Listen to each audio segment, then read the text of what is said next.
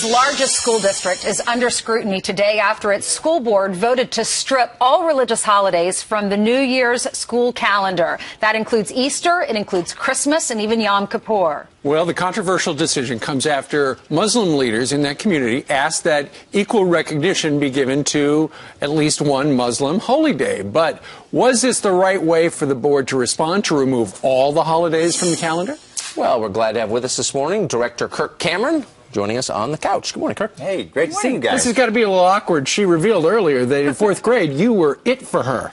Oh, yeah. And she meant it, clearly. I had all those pop magazines and your picture all over my bedroom. It was the early 80s Seaver fever that was yeah, just sort of right. making its way around the nation. That's right, that's right. Growing Pains. Great to meet you. We watched it. Nice to meet you, too. I'm proud of you for all that you do. Thank you. So what do you make of this? Likewise. The Montgomery County, Maryland decision. Well, I mean, look, it's Washington, D.C. I mean, we already knew that this had a reputation of being godless, and so I think it makes sense to most Americans that if they're going to take Christmas off the calendar, well, if the Grinch showed up actually in a city, it would probably be that city, you know? But No question about it. But in the heartland, we still celebrate Christmas with our kids. You know, in the flyover country, we give them presents and we say Merry Christmas. Yeah. The majority so of Americans do. So what do you think about the minority affecting the majority? Well, we're talking about education, and I think the problem is that education is inherently religious. What is an education that doesn't address ultimate questions like who are we? Why are we here? What's the meaning of life? And so if you try to pull religion or faith out of schools, you're stuck between a rock and a hard place.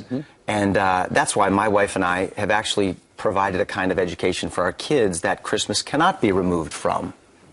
And so private education ultimately is the consistent way to carry out a worldview and to give everyone equal opportunity to raise their kids out of the government system the way that they want to. Okay, so you won't find Christmas on that particular school district's calendar. However, you will find it. Kirk Cameron is saving Christmas, put Christ back in Christmas, because you got a new movie that's coming out. And I love the story because your sister, real sister, her husband, stick in the mud when it comes to Christmas. Yeah, he's one of these guys that wants Christmas to be great, but he can't have a good time at his own wife's Christmas party because, well, he's kind of got a religious wedgie. Right? I mean, he's just got his religious belt on a little too tight, and he's so legalistic about everything having to be just the way it's supposed to be that he can't see that presents and a big tree and stockings and all the food and the music actually can be pointing us to the reason for the season. He thinks it's all distracting and getting in the way.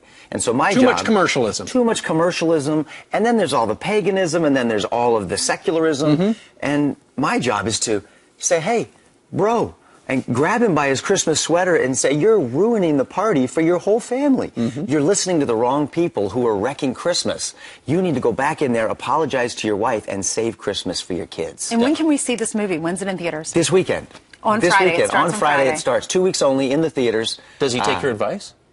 He does. You're going to have to see how he takes the advice. It's pretty fun. It ends with a little, I'll give you this, it ends with a little hip-hop, pop-locking, break-dancing party scene. So kind of a traditional Christmas breakdance. Absolutely. Traditional. So if you want to see it, you can only see it for 2 weeks. So go to the theaters. 2 weeks. Yeah, and please, if you're going to go see it this opening weekend because that's the weekend that decides whether or not it stays longer and goes further.